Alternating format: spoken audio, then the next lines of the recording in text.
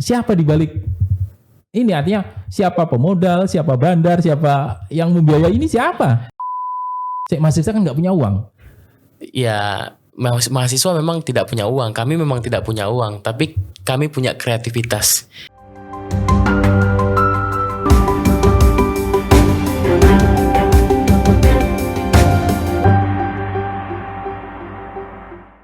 Selamat siang para Tribuners dan pemirsa tercinta Surya Online TV. Nah, ini adalah siang yang ya luar biasa buat kami, buat kita semua para Tribuners. Saat ini saya kedatangan tamu istimewa juga. Dia adalah Ketua Umum Partai Mahasiswa Indonesia. Oke. Mas Eko Pratama. Ini adalah mahasiswa dari Surabaya. Ya, Universitas Wijaya Kusuma Surabaya. Ya, selamat datang di kami, Mas. Oke. Terima kasih Mas sudah diundang. Oke, apa kabar? Alhamdulillah sehat, Witan. Wow, ini tensi kemudian masih terus. Ya, kita nikmati aja. betul. Baik para Tribuners, kita akan ngobrol selama 30 menit ke depan untuk ngobrol podcast gitu, mengenal lebih jauh sosok Partai Mahasiswa Indonesia yang diketuai oleh Mas Eko Pratama. Siap. Ya. Nah, Mas Eko, ya. Saat ini masih aktif di kampus? Kalau di kampus, saya kebetulan baru selesai untuk S1-nya. Insya Allah habis ini mau lanjut. Tapi kalau untuk di WK, saya kan masih harus koas. Ada koasistensi yang harus saya lakukan. Jurusan apa? Saya dari Fakultas Kedokteran Hewan. Oh, dokter hewan. Oke. Dokter hewan ke politik ini. Ya, mungkin lebih tertarik ke sana. Oke. Jadi dokter hewan di semester sekarang berapa? Sekarang saya masuk itu 2016. Oh, 16 sekarang 22. Sekarang udah semester. Kalau selesai habis studi mata kuliah selesai semua itu di semester 9 saya. Oke. Cuma saya belum yudisium kan karena waktu itu saya masih punya tanggungan di organisasi. Begitu. Ya.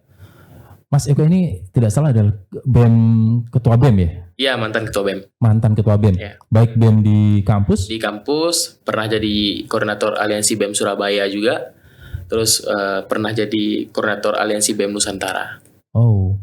BEM Nusantara artinya BEM pusat yang membawai semua Nusantara? Iya. Seluruh Nusantara? Beberapa kampus yang bergabung di Aliansi BEM Nusantara. BEM Nusantara, Aliansi BEM Nusantara, ya. Tapi sekarang sudah selesai. Iya, udah mantan. Periode berapa itu yang BEM Nusantara? BEM Nusantara 2021-2022. Istilahnya apa itu? Ketua BEM atau Koordinator. Koordinator? Iya. Itu sudah level tertinggi ya? Sebenarnya untuk BEM Nusantara? Iya, untuk BEM Nusantaranya. Oke. Jadi pernah menduduki level tertinggi di BEM Nusantara. Ya. Kemudian, ini yang kita akan tanyakan khusus ya. Kemudian mendirikan Partai Mahasiswa Indonesia, PMI singkatannya. PMI. Oke. Nah, tolong dong diceritakan waktu itu kemudian memutuskan dan menggeluti politik dan kemudian mendirikan PMI ini seperti apa sejarahnya? Oke. Sebenarnya Partai Mahasiswa Indonesia ini PMI itu sudah kita pikirkan sejak lama. Kalau secara pribadi sih memang pengen berpolitik, ya kan. Kebetulan proses di dalam organisasi punya banyak relasi, teman-teman BEM, ya kan. Mencoba untuk gimana kita setelah ini tuh mau ngapain gitu. Yeah. Kita kan udah pada mau habis nih periodisasinya di kampus masing-masing. Saya ini kita mau ngapain? Kan gitu. Apakah kita mau lanjutkan ya kan, proses kita ini, perjuangan kita ini, atau kita mau ya udah stop kan begitu. Jalan profesional di karir masing-masing gitu. Jadi setelah itu kita coba pikirkan kita mau ngapain dan tercetuslah gimana kalau kita bikin partai. Itu. Ya. Jadi awal 2021 terus ya lakukan konsolidasi dengan kawan-kawan di daerah. Duduk kan begitu. Kita coba paparkan apa tujuan kita. Kawan-kawan sepakat. Ayo kita bangun partai ini. Kita buat partai ini. Ya. Dan tahun 2022 awal keluarlah SK Kemenkumhamnya. Oh. Sudah menjadi partai politik. Baik. Jadi tanggal 21 Januari. Ya, Januari. 21 Januari 2022 Ya. Partai Mahasiswa Indonesia sudah tercatat di Kemenkumham. Ya. Ya. Konsekuensinya kalau menjadi partai politik adalah harus pertarungan di pemilu ya? Iya. Oh. Itu kan ketika partai kita sudah besar dan tiketnya sudah bisa diaktifasi. Oke. Sekarang kan kita masih menuju ke sana. Oh, oke. Jadi ya. apapun tahapan-tahapannya kita coba lalui, kita coba penuhi. Baik. Begitu, Mas. Ya, jadi perjuangan akan terus dilakukan. Akan terus berlanjut. Betul. Seiring dengan bagaimana bisa meluruskan pandangan kawan-kawan terhadap keberadaan kami sebagai partai politik. Oke. Mahasiswa menjadi partai politik. Iya. Dia menjadi partai politik ya ini ya? Enggak juga. Kalau saya tidak mau dibilang ngeklaim. Yang jelas kami yang sepakat mendirikan partai ini dan diakui oleh negara kan begitu. Iya. Jadi anggota-anggota kita yang sepakat, yang mau, ayo. Oke. Kita bawa, kita lakukan prosesnya dan sekarang kita sudah menjadi partai politik dan kita akan melakukan tugas-tugas politik kita kepada teman-teman dan masyarakat. Ya. Terus berjuang ya. Terus berjuang. Nah, apa enggak merasa waktu itu kalau sudah menjadi partai politik modalnya apa? Gimana kita harus kalau orang bilang parpol, bagaimana menghidupi pengurus, bagaimana kita akan berjalan 5 tahun ke depan lah minimal begitu. Sebenarnya simpel, Mas. Mahasiswa kan nggak punya uang. Ya, mahasiswa memang tidak punya uang. Kami memang tidak punya uang, tapi kami punya kreativitas yang kami bisa sambungkan kepada jejaring kami karena kita berjejaring. Gitu. Kan tidak bisa juga kita hidup terlalu ya begini-begini aja kan begitu. Kita punya kan kami tidak ucuk-ucuk jadi partai, jadi pengurus partai. Kami melalui proses panjang sebelumnya. Dari mulai di organisasi mahasiswa dan kita dari situ sudah membangun relasi-relasi kita. Nah, ketika orang-orang itu srek dengan kita dan itu tidak mempengaruhi independensi kita, kenapa tidak? Kan begitu. Jadi kita welcome aja dengan hal itu, asalkan tidak mengganggu independensi kita sebagai sebuah partai politik. Ya, ini mumpung kita bicara soal bagaimana kita kapital menjadi parpol ya. Banyak yang sedikit bahkan mencibir ya. Sangat banyak. Iya. Nah, Partai Mahasiswa Indonesia tentu mahasiswa yang menjadi pengurus ya. Nah, bagaimana mungkin siapa di balik ini, artinya siapa pemodal, siapa bandar, siapa yang membiayai ini siapa? Di balik ini ya kita. Kami pengurus DPP. Ada saya, ada sekjen saya, ada waketum saya. Ya kami yang harus berpikir bagaimana partai ini bisa tetap lanjut. Ya kan kita bisa membuat kegiatan-kegiatan. Sebenarnya banyak celahnya kalau kita mau. Ya kan? Kalau kita sudah skeptis di awal ya barang ini tidak akan jalan-jalan, Mas. Karena kami optimis, karena kami punya keyakinan, makanya kami akan terus menjalankan gimana pun ceritanya, gimana pun sakitnya, sampai mentok lah. Nggak bisa kalau karena ini kita stuck ya, kita juga harus berpikir ulang kan, apa formulasi yang tepat untuk kita bisa berjalan, begitu, Mas. Ya, tapi artinya memang seberapa penting atau memang urgen nggak sih bahwa kita harus berkapital besar, kita punya biaya? Nggak juga. Ya tergantung, ya kembali lagi tergantung kreativitas. Karena persyaratan yang ada itu tergantung bagaimana kita menerjemahkan. Contoh, kita harus punya kantor, ya kan, di setiap tingkatan sampai ke DPC. Ya kan, kita bisa gunakan kontrakan teman-teman, kita bisa gunakan rumah kawan-kawan yang domisilinya di situ untuk tempat berkumpul dan lain sebagainya. Saat ini Partai Mahasiswa Indonesia PMI berkedudukan pusat di Menteng.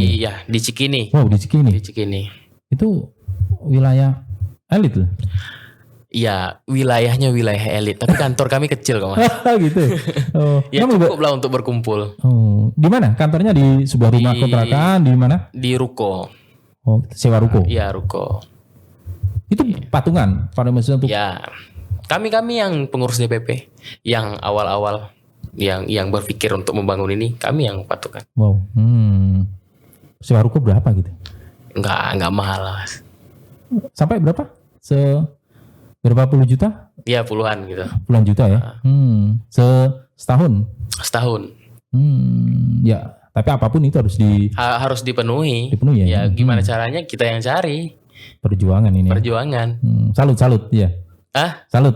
Harus. Ya, mahasiswa orang-orangnya tentu kalau pikiran mahasiswa kan bagaimana kreatif ya. Iya, bagaimana kreativitas kita untuk dapat sesuatu, untuk kita menjalankan wadah yang kita bangun.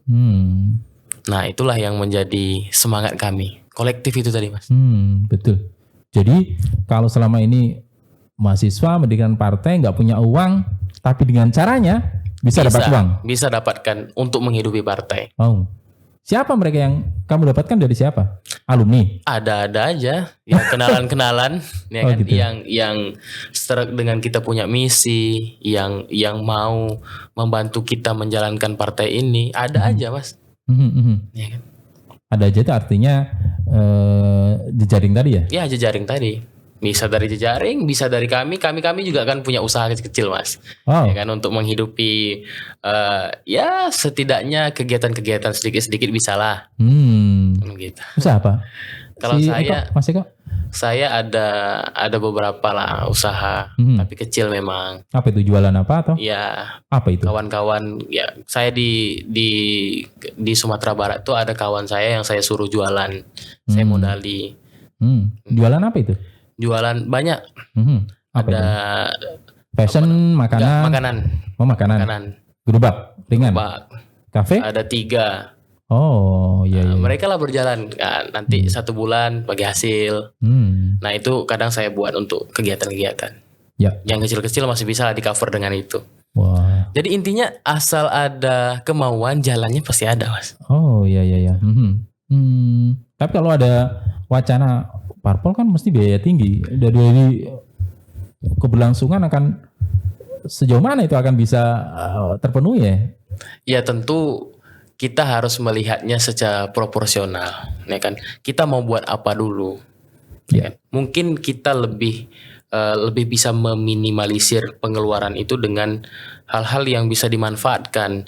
Contoh hari ini kita rapat-rapat, nggak perlu kita kumpul, kecuali rakernas buat rakernas kayak gini ya. Kayak kemarin kita adakan di Surabaya, ya kita harus kumpul satu tempat kan begitu. Rapat-rapat kita bisa online kan begitu. Kegiatan-kegiatan kawan-kawan pun ya jarang yang memberatkan pengurus pusat, mereka bisa cari sendiri. Oh iya iya. Untuk buat kegiatan. Ya intinya ya bagaimana cara menjalankan organisasi pada umumnya, begitulah kami menjalankan partai. Gitu. Simple, yang penting substansinya dapat. Ya. Dapat uang juga. Enggak. Artinya mendapatkan tadi membayar sewa ruko. Kalau begitu-begitu tuh ya urusan kami ya. Kami pengurus DPP ya kan. Untuk bagaimana bisa identitas kita itu tetap ada. Wah ini ya kan? Semangat ketum ini luar biasa ini. Harus. Untuk menghidupi PMI. Ya, Eko Pratama ini adalah mahasiswa dari Kepulauan Riau aslinya ya? Saya dari Kepulauan Riau. Mana Mas? Desa, kecamatan dan kabupaten? Saya di Desa Bukit Padi, Kecamatan Jemaja Timur, Kabupaten Kepulauan Anambas, Provinsi Kepulauan Riau. Wah, jadi pulau banget. Pulau banget ya. Pulau banget. Tapi nggak terpencil banget nggak kan? Terpencil. Terpencil. Terpencil. Sinyal aja masih Telkomsel Bakti di sana. Iya. Itu kampung saya. Iya. Anak terpencil masih terpencil. Tapi semangatnya enggak terpencil, Mas. Wah pasti. Semangatnya terbesar. Amin. Ya. Buktinya masih mampu bertahan kan? Ya. Luar biasa Mas ya. Eko Pratama kemarin sempat memimpin Rakernas. Rakernas pertama PMI digelar di Surabaya dengan diikuti seluruh DPD PMI. Ya, DPD. Pimpinan DPD. Ya, PMI saat ini perjalanannya sudah sampai titik mana, Mas? Saat ini masih perampungan kepengurusan. Ya kan? Kita masih isi DPC yang masih bolong sampai ke tingkat PAC yang masih belum ada pengurusnya. Seiring dengan penolakan-penolakan yang masih muncul. Nah, ini kan saya tuh setiap 2 minggu sekali rapat dengan kawan-kawan ya kan untuk evaluasi rekrutmen. Rekrutmen pengurus. Iya, rekrutmen pengurus. Pertama yang harus dilakukan adalah bagaimana ada kepengurusan partai. Iya, kepengurusan partai harus lengkap di setiap tingkatan. Gitu. Iya. Itu kalau untuk ikut pemilu. Kan begitu. Kita harus punya segala macam bentuk infrastruktur partai yang lengkap. Iya. Ditambah lagi dukungan dari keanggotaan, ya kan? Kalau di persyaratan KPU itu kan kita harus punya 1/1000 anggota dari jumlah penduduk yang ada di kabupaten kota tersebut. Itu juga masih usaha kami lakukan, walaupun tahapan sudah di depan mata.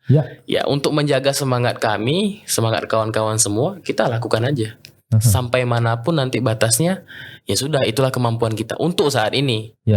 Tapi saya yakin ya rumah kecil ini akan kemudian menjadi besar ketika semangatnya kita pelihara, kita jaga. Ya, kompak, solid ya. Kompak, solid. Apapun cibiran, apapun hujatan, ya kita jawab aja. Jawab aja. Suatu saat pikiran teman-teman yang lain juga pasti akan terbuka. Kita butuh suara yang kita bawa sendiri, bukan kita titipkan. Kita sebentar lagi mau menghadapi bonus demografi, Mas, 2045. Ya kan? Kita yang akan 2045.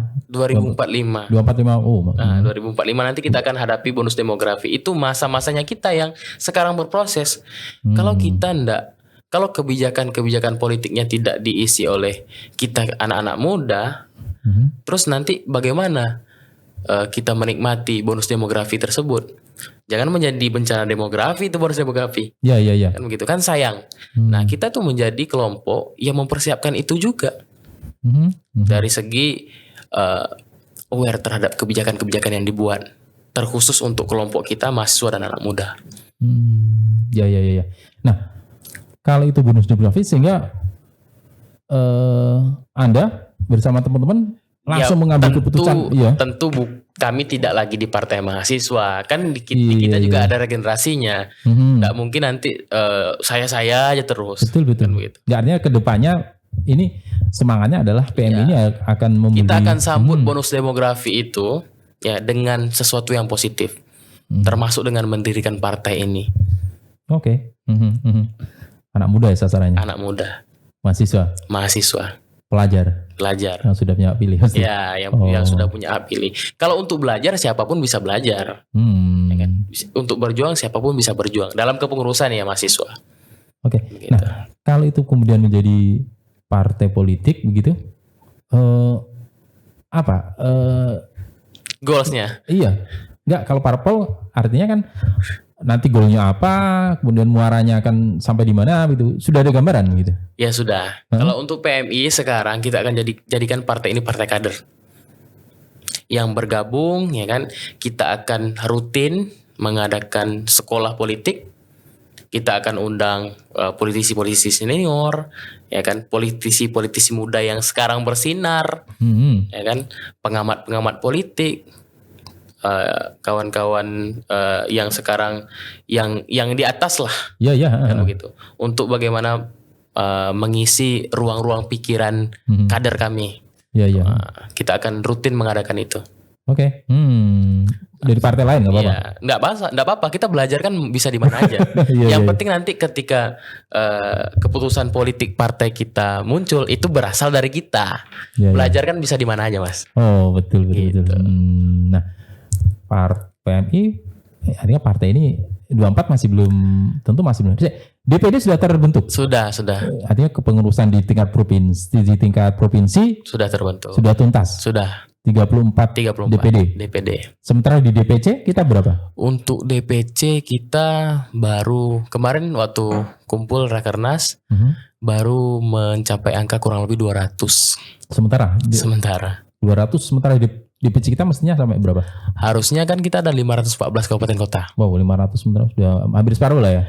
Hampir separuh, masih jauh lah. Masih jauh ya. Tapi akan terus kita produksi pengurus. Akan terus kita bentuk sampai ke tingkatan terbawah. Jadi kita jalan aja dulu. Begitu Mas. Yang paling susah itu apa?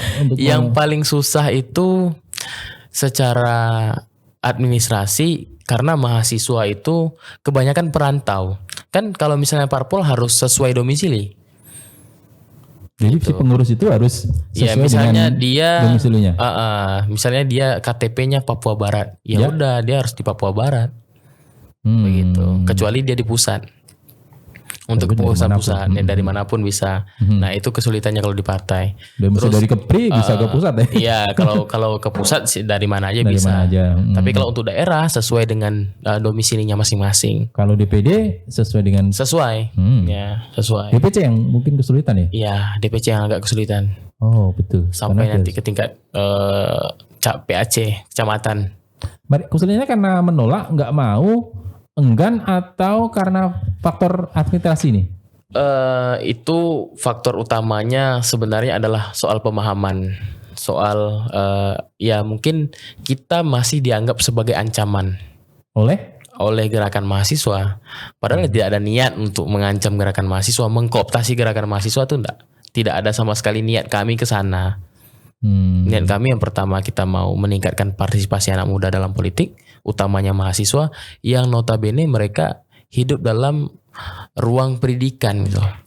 Ruang yang baik. Kan begitu. Ya. Kita coba bersihkan ruang yang orang anggap kotor gitu. Yaitu politik. Kalau semisalnya partai mahasiswa muncul di negara-negara yang demokrasinya sudah mapan, mungkin tidak seperti ini penolakannya. Tapi karena mungkin munculnya di Indonesia, kan begitu. Orang melihat politik itu adalah sebuah wahana yang menyeramkan, ya makanya ini tujuannya sudah jelek. Gitu. Padahal jauh dalam lubuk hati kami yang paling dalam yang tidak. Ini tidak sama sekali kami berniat seperti itu. Kami hadir itu justru ingin menciptakan banyak kesempatan. Gitu loh. Bagi orang-orang yang bukan siapa-siapa untuk menjadi siapa-siapa, untuk bisa menokohkan dirinya. Sebagai seorang insan politik. Ya, mungkin memang di satu sisi ada pemahaman ya bahwa mahasiswa adalah identik dengan bagaimana dia bersikap kritis, kemudian dia tidak pragmatis, tidak dengan kekuasaan. Sementara kalau parpol itu kan sudah pasti dia akan ke kekuasaan. Artinya kan berseberangan. Itu bagaimana sama menjawab itu? Itu cerminan daripada apa yang kita lihat sekarang. Nah, maka dari itu perspektif itu yang harus kita rubah. Itu yang selalu kami sampaikan kepada kawan-kawan yang kami ajak bergabung. Sekarang kalau misalnya kita lihat politik itu gelap, ya kan, sebuah wahana yang menyeramkan, terus kita biarkan saja seperti itu, sementara mereka lah, ya kan, yang menjadi penentu daripada kebijakan-kebijakan yang ada di republik ini. Terus selamanya dong kita jadi objek, ya kan? Selamanya kita jadi orang yang menikmati produk yang kita lihat menyeramkan itu, dan tidak ada upaya untuk bagaimana membenahinya. Dari luar sudah mungkin dengan penolakan, ya kan, dengan demonstrasi, dengan kritikan dan lain sebagainya. Dari luar sudah. Tapi kapan kita coba dari dalam? Kalau misalnya memungkinkan, tiket kita bisa kita aktifkan, kita bisa menempatkan kader-kader terbaik di dalam parlemen, entah itu di nasional ataupun daerah, setidaknya itu kan berjalan. Usaha yang cita-cita yang selama ini kita cita-citakan itu berangsur kita eksekusi. Dengan menjadikan ini institusi partai politik. Karena memang jalannya itu. Ya. Artinya jangan mengecam bahwa itu ada kebobrokan di situ, ya kita harus masuk untuk memperbaiki itu ya. Harusnya begitu. Ya. Dalam pemahaman kami seperti itu. Oke. Nah, ini PMI sudah berdiri. Sudah sah. Kemenkumham. Artinya sudah menjadi kontestan pemilu untuk berikutnya. Kalau itu sudah terpenuhi. Iya, kalau sudah terpenuhi baru bisa jadi salah satu partai politik peserta pemilu. Ya semoga secepatnya kita bisa memenuhi itu. Sekarang ini kan setidaknya keberadaan kita memberikan sinyal kepada orang-orang bahwasanya berpolitik itu bukan hanya untuk satu segmen. Ya kan? Semua segmen bisa untuk berpolitik dan membuat institusi partai politik. Kita jadikan ini rumah perjuangan bersama. Anak-anak muda, mahasiswa yang mau berperan dalam dunia politik secara langsung sebagai politisi. Gitu. Ya. Kalau itu partai mahasiswa, artinya kepengurusan semua harus Mahasiswa. Iya. Mahasiswa ya. Mahasiswa.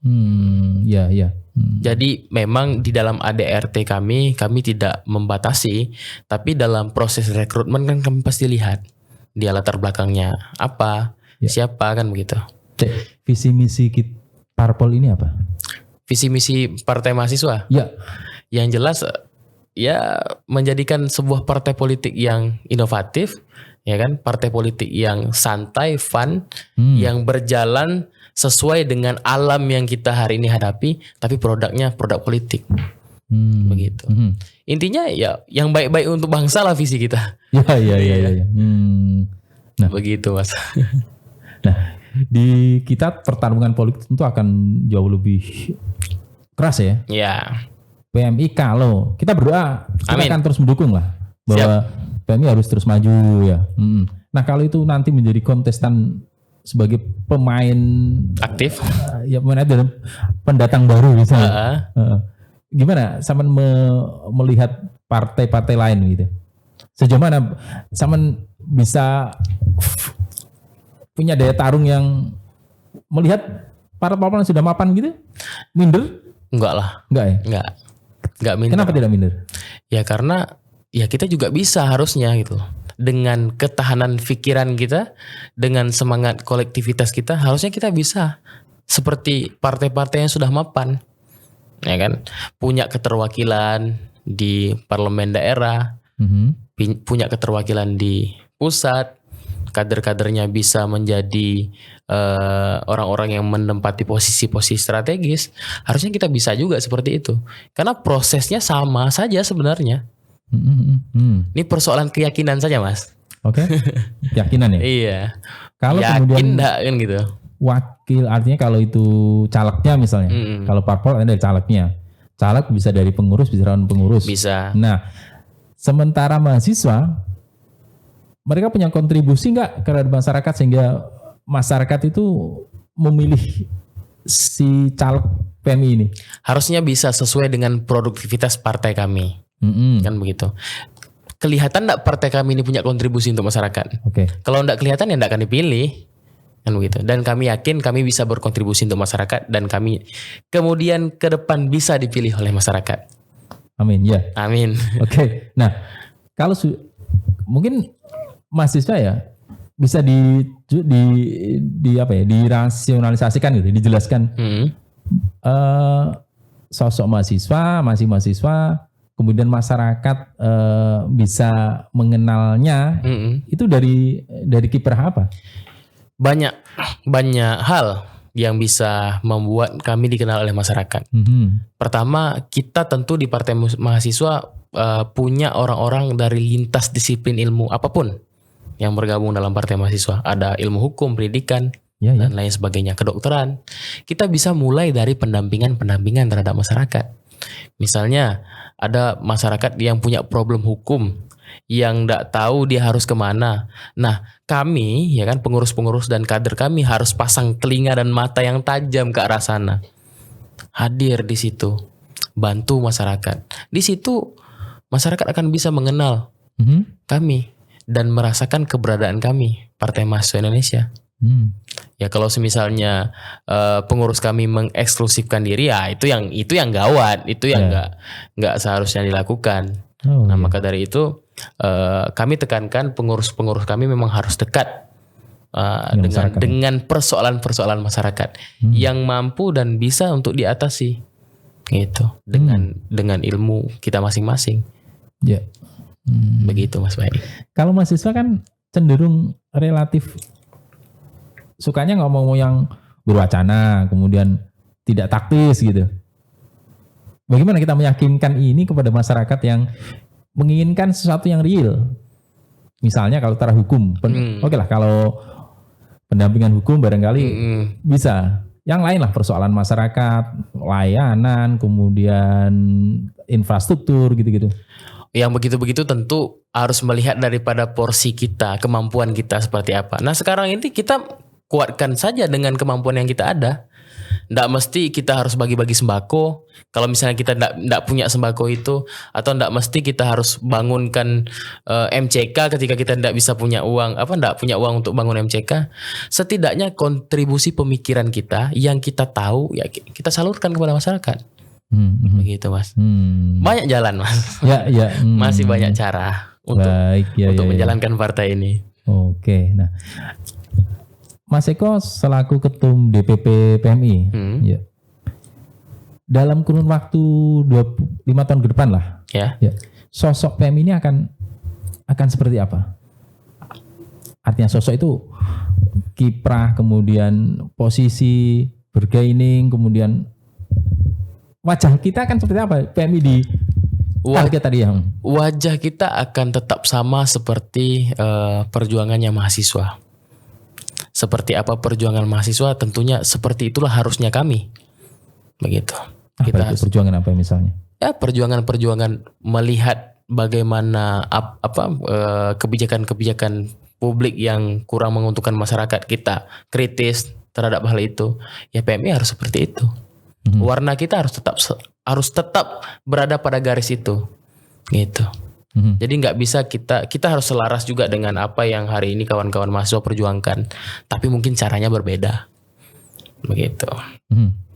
Kalau parpol, kalau ini PMI lebih taktis nanti tentu ya. Harusnya lebih bisa menjangkau, ya kan, hal-hal yang tidak dijangkau oleh teman-teman yang lain, begitu. Harusnya seperti itu. Dan kita berusaha untuk itu, Mas. Ya, harus terus berusaha. Harus betul. Ini semangat muda lah, misalnya darah-darah segar begini. 29 kita sudah mungkin target ya itu. Target kita dari tahun ke tahun apa? Atau kapan kita akan? Dari target kami pertama rekrutmen, terus melakukan kaderisasi. Nah setelah tahap pertama kaderisasi misalnya, setelah itu kader kita sebarkan. Ya kan, untuk memperkenalkan PMI, apa yang menjadi perjuangan PMI dan segala macamnya. Setelah itu dapat kader lagi, kaderisasi lagi, sehingga nanti pada saat masuk kepada waktu pemilu, kita sudah siap. Ya. Kita sudah siap melihat keadaan yang harus kita hadapi. Baik. Target DPC dari 500-an itu harus tuntas kapan? Secepatnya. 2 tahun ini? Satu ini? Harusnya enggak sampai 1-2 tahun ini harus selesai. Harus tuntas ya? Iya, harus tuntas. Apalagi ada momentum politik nih 2024. Pileg, Pilpres, Pilkada, kan begitu. Harusnya gairah teman-teman terhadap politik lebih tinggi di situ. Tapi memang masih jadi penonton dong. Iya, tidak masalah Mas. Yang penting kita bisa ikut turut serta meningkatkan partisipasinya. Setidaknya kader-kader kita, kan kader-kader kita ini, anggota-anggota kita tidak semuanya yang aktivis. Ada mahasiswa biasa. Ini yang harus kita terus isi pemahamannya terhadap pemilu gitu. Memilih itu bukan hanya sekedar memilih gitu. Nah kalau misalnya dia kader partai, harusnya dia lebih bisa cerdas daripada masyarakat pada umumnya. Ya. Oh ini saya bayangkan kalau mahasiswa seluruh Indonesia berapa ya? Seluruh Indonesia jutaan Mas. Jutaan. Kalau kami mampu untuk memberikan pemahaman dan mereka akhirnya menjadi tertarik untuk masuk partai politik dan itu bersama kami di PMI, harusnya kita bisa jadi besar. Gitu. Kalau itu wungkul, itu solid. Dan itu keyakinan kami. Kami terus mencoba berusaha meyakinkan. Ya memang bisa dikatakan ini sesuatu yang ya orang bilang gak masuk akal lah. Tapi kami punya keyakinan ke arah sana Mas. Suatu saat kita akan bisa berkumpul di sini. Gitu loh, untuk memperjuangkan apa yang seharusnya kita perjuangkan. Itu sama jawab dengan apa itu? Untuk meyakinkan bahwa kita akan optimisme itu kita akan bisa raih gitu? Ya kita lihat aja, selama ini kita hanya jadi penonton. Ya kan? Nanti si PMI akan bagaimana? Pengurusnya? Harusnya ketika kita sudah bisa menjadi pemain aktif, ya kan? Suara-suara yang harusnya kita sampaikan itu kita bawa sendiri. Gitu loh. kader-kader yang selama ini mungkin di partai-partai besar, selama ini dia mengantri, nggak dapat antrian untuk menjadi calon legislatif. Tapi di PMI orang-orang yang punya kapasitas seperti itu kita dahulukan. Selain kader, kita dahulukan orang-orang yang punya kapasitas tapi dia tidak punya banyak kesempatan. Gitu. Jadi akan menangkap potensi mahasiswa yang dia memang secara passion di politik, di BEM gitu.